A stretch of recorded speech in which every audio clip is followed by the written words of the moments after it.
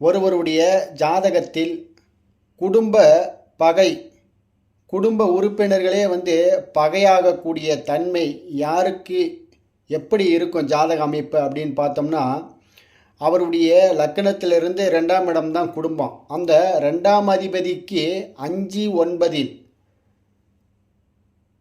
பாவிகள் என்று சொல்லக்கூடிய சூரியன், செவ்வாய், சனி, ராகு, கேதுக்கள் இருந்தால் கண்டிப்பாக குடும்ப உறுப்பினர்களே இவர்களை ஒதுக்குவார்கள். குடும்ப உறுப்பினர்களே இவர்களை பகையாக்கி கொள்வார்கள்.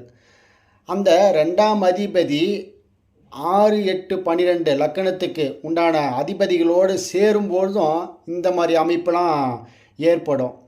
சரி, அது எப்போ நடக்கும் அப்படின்னு கேட்டோம்னு வச்சுங்களேன், அந்த 2ஆம் அதிபதி 6, 8, 12ஆம் அதிபதியோடு சேர்க்கை பெற்றவனுடைய தசையோ புத்தியோ காலங்களில் கண்டிப்பாக அந்த உறவுகள் மூலியமாக குடும்பத்திலிருந்து இவர் ஒதுக்கப்படுவார். இவர் பகையாக தெரிவார்.